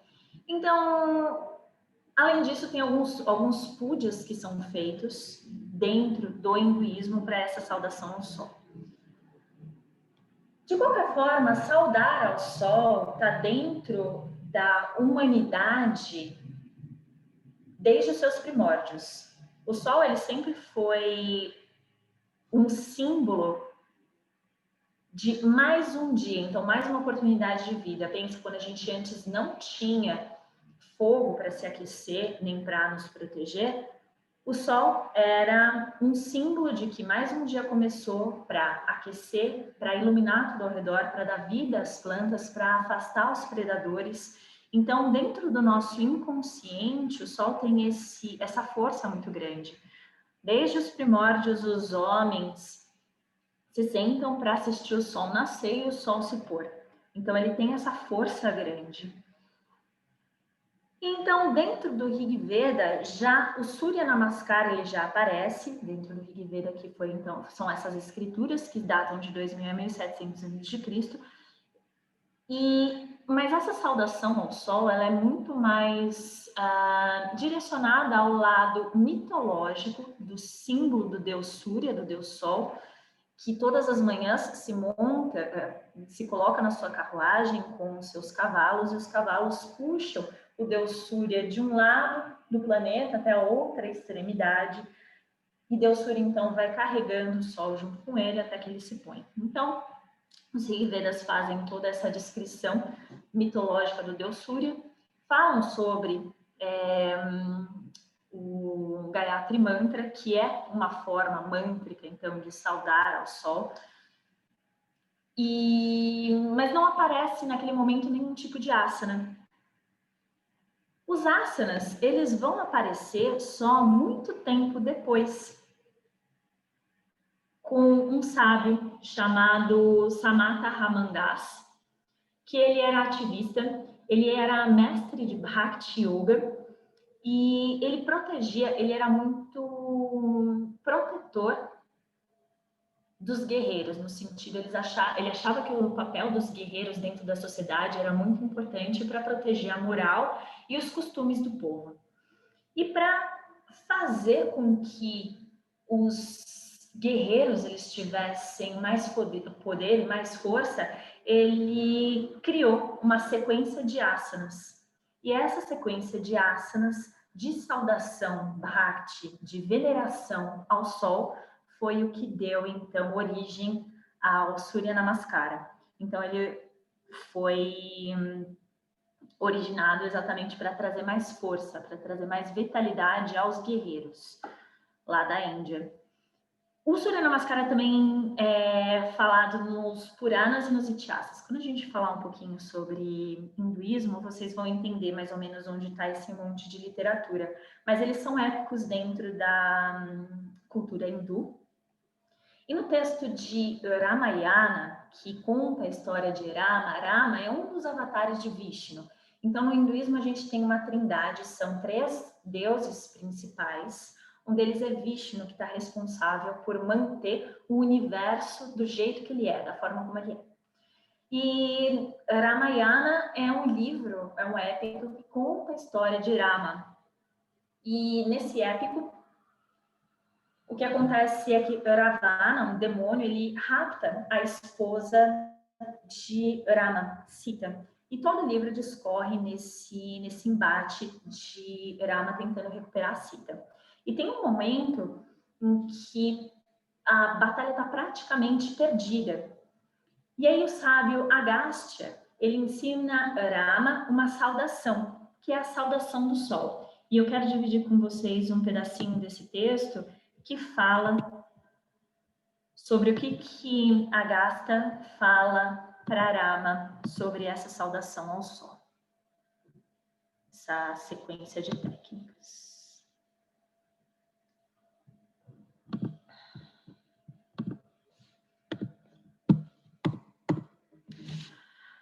Ó Rama, o elegante Rama de armas poderosas, ouça atentamente o segredo eterno pelo qual, meu filho, você deverá conquistar todos os seus inimigos no campo de batalha e vencer contra seus adversários. Ao cantar a meditação do sol no coração, que é muito auspicioso e altamente benéfico, você será vitorioso na batalha. Esse hino sagrado, dedicado ao Deus Sol, resultará na destruição de todos os inimigos e trará a você vitória e felicidade permanente. Essa oração suprema é a melhor entre versículos auspiciosos, destruirá todos os pecados, dissipará todas as dúvidas, aliviará as preocupações e tristezas, ansiedade e angústia e aumentará a longevidade da vida. É uma garantia de completa prosperidade. E quando você vê a descrição do Surya Namaskara em outras literaturas até mais atuais do que essa, realmente o Surya Namaskara é a vivência de se tornar o Deus na Terra. E era isso que eu queria falar com vocês de asana. Uma pincelada, asana tem muita coisa, Então, eu queria dar a estrutura e a base para que vocês possam ter mais autossuficiência no Anga Asana de vocês, para montar a prática de vocês direcionada àquilo que vocês querem desenvolver. Alguma dúvida? Sim. É que esse texto que você acabou de falar, ele fala de ao cantar. E o Surya Namaskara seria uma seleção de asanas. Então, eu fiquei... O Surya Namaskara é saudação. Surya é sol. Então, Surya Namaskara é todo o conjunto de técnicas que vão saudar ao sol.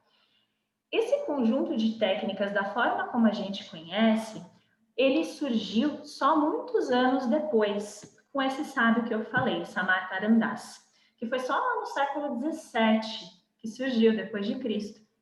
Todas aquelas menções que eu fiz do Rig Veda, até mesmo desse texto, todas elas não são de asana. Os asanas só apareceram no século 17 depois de Cristo. Mas ainda assim, todas elas são saudações ao sol, são todas Surya Namaskara, de formas diferentes. Então, o Gayatri Mantra é uma delas. Tem algumas formas de puja dentro do hinduísmo, que também são uma forma de Surya Namaskara, que é o que está no Rig Veda, mas, enfim, a forma de saudação ao sol, como a gente conhece dentro do yoga, essa técnica de asana, foi só no século XVII. Mas, de qualquer forma, esse link é válido, porque, de qualquer forma, se você for ver como eles falam sobre o Surya Namaskara, seja em canto, seja em asana, seja em mantra, todas as formas falam que quando você faz o Surya Namaskara, a saudação ao sol, você se torna auspicioso, você elimina todas as suas dúvidas e assim vai. Ficou claro? Perfeito, amor. Obrigada. De nada. Mais alguma? É o momento.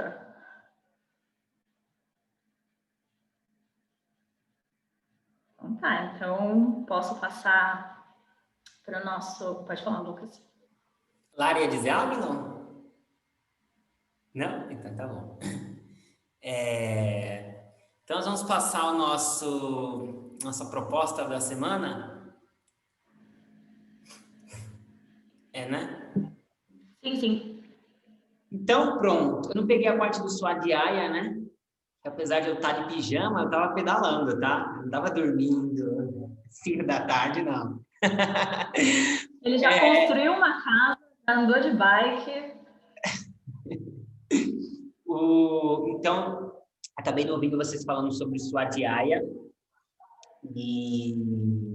Mas, enfim. Então, para essa semana, a nossa ideia, a nossa proposta é vocês observarem o tapas. Eu estava dando aula até para a Thaís, que é uma aluna personal minha, acho que só a Riela que conhece. Talvez a Lari conheça, porque ela conhece, né? Ela praticou lá no Rio Vermelho também. E aí, a gente sempre trabalhou muito com asana, né?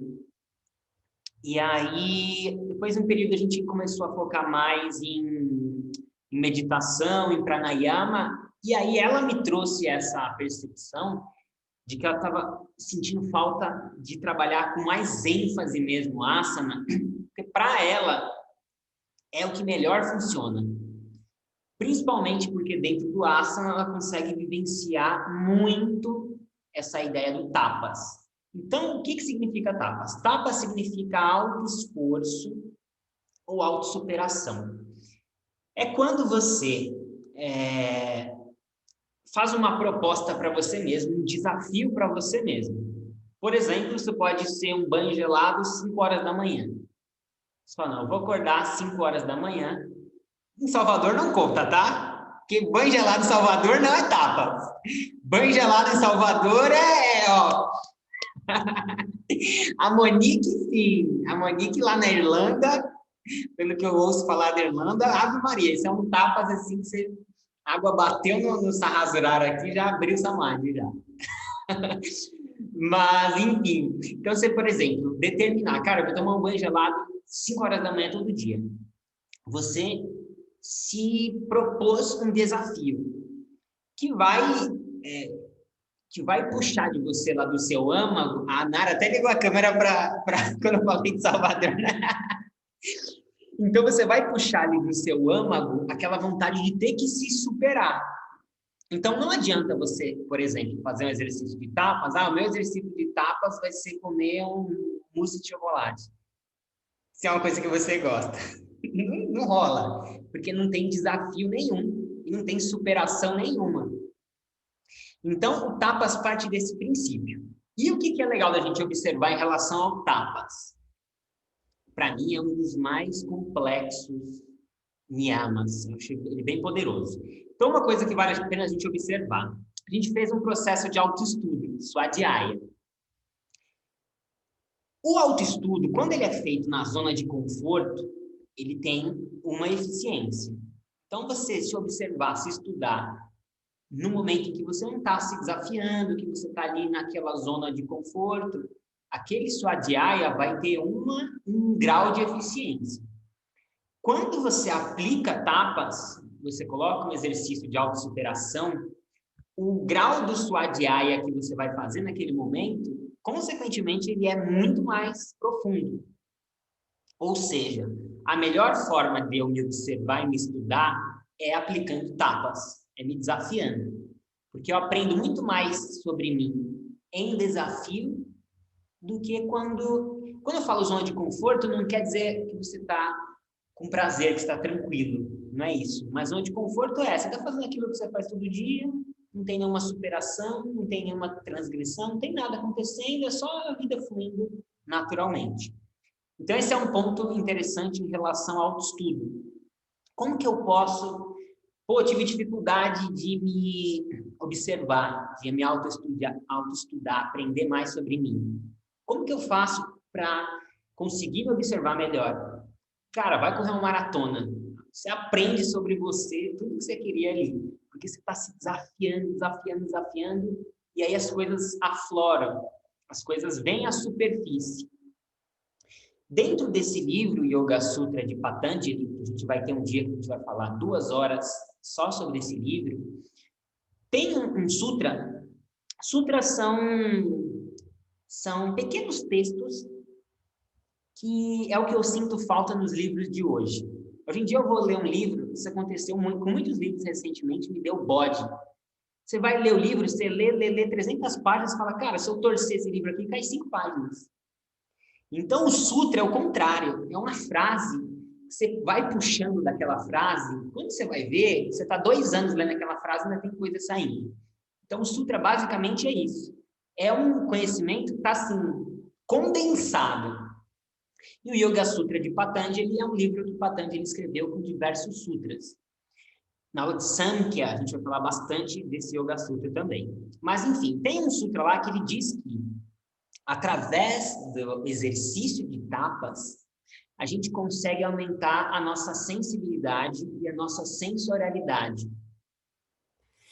É bem esse cenário. Quando a gente se desafia, é como se as coisas que estão lá dentro aflorassem, viessem de dentro para a superfície. Ou seja, você fica mais sensível, mais perceptível, porque o tapas faz aquilo que está lá no fundo borbulhar e vira superfície. Então, fica mais fácil de você observar. Então, primeiro ponto importante é esse. O tapas, ele ajuda muito a gente melhorar a nossa sensibilidade, a nossa sensorialidade, porque ele traz lá do âmago a superfície. E, consequentemente, o autoestudo é muito melhor. Então, a gente preparou... A Monize foi maldosa, tá? O nosso presente vai ser um presente, mas vai ser um presente para vocês colocarem em prática alguns asanas durante essa semana. E durante essa semana, vocês vão treinar todo dia um desses asanas. A gente separou 5, que eu vou compartilhar aqui com vocês.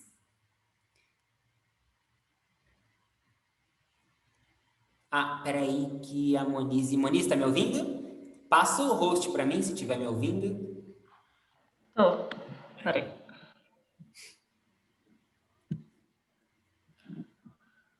Você já contou qual é o exercício aí?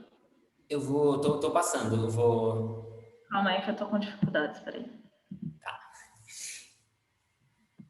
E voltando, citando de novo a Thaís, né? Ela falou, eu tô sentindo falta do estímulo que o asana me gerava, do estímulo que o tapas me gerava. Porque para ela, o que mais estava sendo interessante para ela aprender sobre si, ter esse autoestudo palpável, fácil, era o asana, era esse exercício de tapas do asana. Isso muda, às vezes, de época para época, mas também, muito possivelmente, você vai ter uma técnica que você consegue se observar e aprender muito mais através dela. E também é interessante você ir observando isso. Está comigo já, né? Então, vamos lá. Então, a gente vai fazer o seguinte, a gente vai propor um asana para cada um, pode repetir, a gente vai sortear dentro de 5 asanas. E a proposta é você fazer durante essa semana esse asana, uma vez por dia. Quanto tempo você vai fazer? Você vai fazer uma única vez, sem repetição. O melhor que você puder. Não, lógico, observando o seu corpo, cuidando do seu corpo, porque a ideia não é machucá-lo, mas a ideia é você extrair o máximo que você puder desse asana. Beleza, é dia 1, fiz tanto tempo ali. E aí lembra, a gente vai contar a quantidade, mas a gente vai contar também a qualidade. Então você vai buscar uma permanência que seja estável e sem repetição. Fiz o primeiro dia, deu, sei lá, 1 minuto. No segundo dia, eu vou trabalhar para fazer mais do que 1 minuto. Então 1 minuto vai ser a sua régua. Primeiro dia eu fiz 1 minuto, ótimo. Nos outros 6 dias, eu vou trabalhar para não deixar reduzir. Mas você ainda vai treinar com aquele estímulo de eu vou fazer o melhor possível. E aí tem uma coisa interessante que funciona de diferentes aspectos em relação a tempo. Às vezes a gente tem uma meta e ter uma meta pode tanto ser bom quanto ser ruim. Porque tanto ela pode te impulsionar como ela pode te segurar. Então, dando exemplo na corrida. Na corrida tem uma coisa que chama coelho. Às vezes a corrida é de 15 quilômetros, numa São Silvestre. Os caras soltam um coelho, que é um cara que corre 7 quilômetros explodindo. Que ele é o coelho, ele puxa a prova. E ninguém sabe, às vezes, quem é o coelho. Aí vê um cara disparando, o cara fala, puta merda, se eu não pegar esse cara, o cara vai ganhar. Aí quando dá 7 km, o cara, pum, sai da corrida. Então, o que ele faz? Tem uma meta ali, que é o cara, e estimula a galera a correr. Agora, imagina alguém que não está competindo olhando para si, está competindo olhando para o outro. E ele está lá, o segundo lugar, correndo atrás do primeiro lugar. Aí, quando ele passa o primeiro lugar, em vez dele disparar, bom, eu já passei o segundo lugar, então tá tudo bem, eu vou só segurar aqui na frente, para eu ficar na frente dele e pronto. Ou seja, ele não está dando o seu melhor rendimento, ele está baseando o seu rendimento dentro do outro estímulo. Então, a meta de tempo, ela pode ser boa ou pode ser ruim. O ideal é você fazer com o intuito de ser o seu melhor. Esse é o principal métrica. Então, nós vamos fazer o seguinte. Vou passar os 5 asanas que a gente separou para ser os asanas. Eu coloquei esse kakasana aqui no lugar de algum, Monize. Eu esqueci o último. Tá no mudo.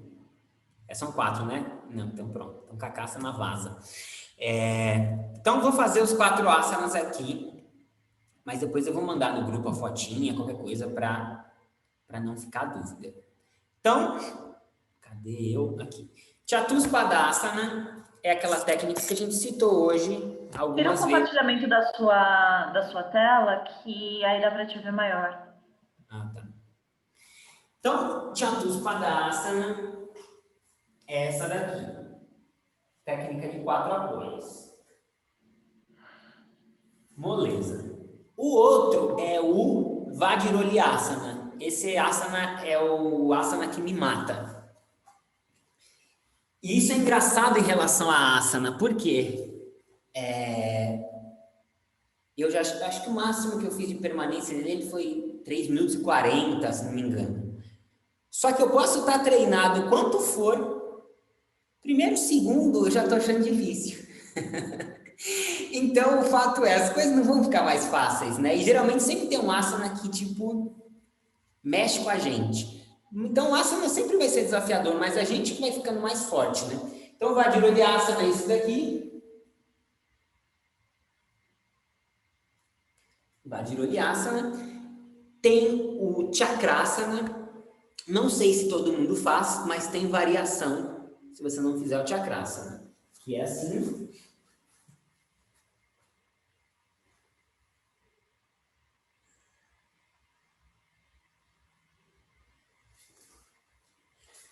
E tem o Dolasana, que você vai com o tórax para baixo, tá pegando todo, tá? Estende os joelhos, braços estendidos lá para frente também, e você vai tirar do solo.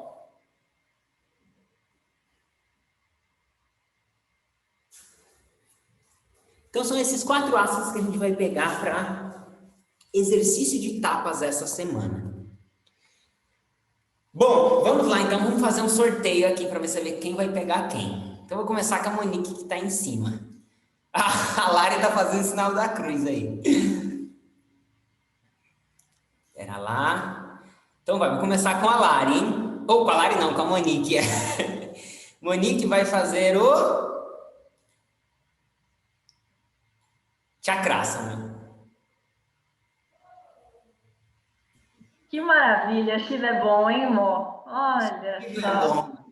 Você vê como tudo é ponto de vista, né? É que a Amanda não tá aqui hoje, mas eu sei que se ela pegar o Chakrasana, ela morre. Acho que a amor ia concordar, né, amor? Vamos agora para Gabi. Gabi vai ter como exercício de tapas o Chakrasana também. Tá viciado a máquina, hein? Se der Chakrasana de novo, a gente troca a caça-níquel aqui. Deixa eu só aproveitar e falar enquanto eu tô lembrando. Lembra daquilo que a gente falou na aula. O tempo que você ficar em Chakrasana, você vai ter que ficar o dobro de tempo numa anteflexão. Isso é importante. Boa. Então, no final das contas, quem fizer a retroflexão vai ter que fazer 2 asanas. Então, vamos sortear mais um. Se der Chakrasana de novo, não vale, hein? Tá viciada a máquina. Vamos agora pro Lucas, meu xará. Dolasana, não tá viciada, não. Lembra qual que é, Lucas? Pronto. Eu lembro sim, foi o último que você fez, né? Boa. Tá uma chuva de retroflexões, hein? Agora vamos para a Lari. Lari vai fazer o... Peraí. Chakrasana de novo? Caramba, meu! Vai ser uma semana com todo mundo com a Anahata Chakra bem estimulado, hein? Vou fazer até o seguinte, ó. Vou até trocar essa ordem aqui para ver se muda alguma coisa. Agora vamos fazer de Realíssima.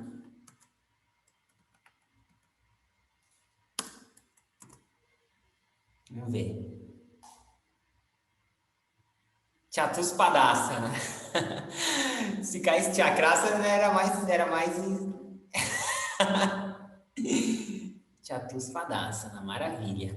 Agora vamos na Nara.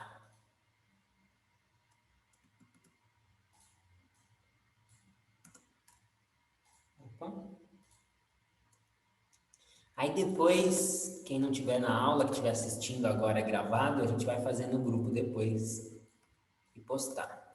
Então, Nara Vajroliasana, essa aí eu sei que a Nari desenrola bem. Quem que tá faltando? Cristi ainda tá? Tá. Então vamos fazer da Cristi. Cristi é o Chakrasana também. Caceta! Ai, Jesus, odeio. Oi?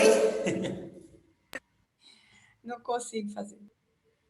Não tem problema, a gente vai fazer um preparatório ou uma outra variação.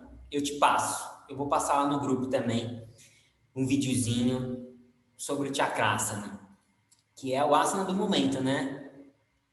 Faltou alguém? Não, foi todo mundo, né? A gente nem tinha falado sobre isso, mas eu vou me sortear aqui também, hein? Vou ver o que dá. Vou fazer com vocês. Vou fazer com vocês só se não cair o Vajroliasana, tá? Se cair o Vajroliasana, não. Deixa eu ver aqui.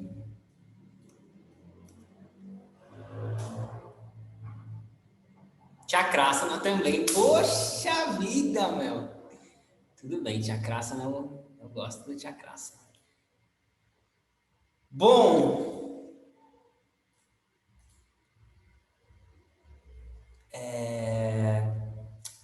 Então é isso. Então, Monize vai fazer também, não?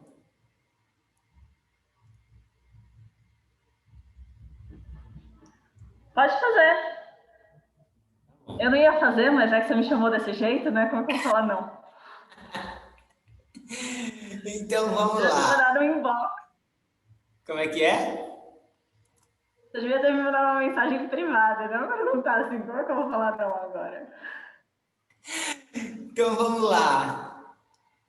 Vajroliasana. É bom que vai ser rápido. Então, o que é interessante em relação ao tapas? Muda muito a nossa perspectiva do asana como uma técnica apenas física. E traz a perspectiva de que, cara, talvez seja a forma mais poderosa da gente moldar quem a gente é através do tapas. Porque aumenta o nosso swadhyaya, o nosso autoestudo, e mexe muito mais emocionalmente e mentalmente do que fisicamente. Então, o tapas associado ao asana, ele ajuda muito a gente a observar o asana como sendo algo que transcende a percepção física. Nossa, agora que eu vi, 8 e 9. Então, é isto. Alguém tem uma observação final? Então, vamos fazer o seguinte, quem for fazer o asana, lógico que você não é obrigado a fazer, mas vamos fazer o seguinte, essa semana vamos fazendo e postando. Posta lá no grupo. Não importa se vai ficar um monte de mensagem, não importa. O check vai ser lá no grupo.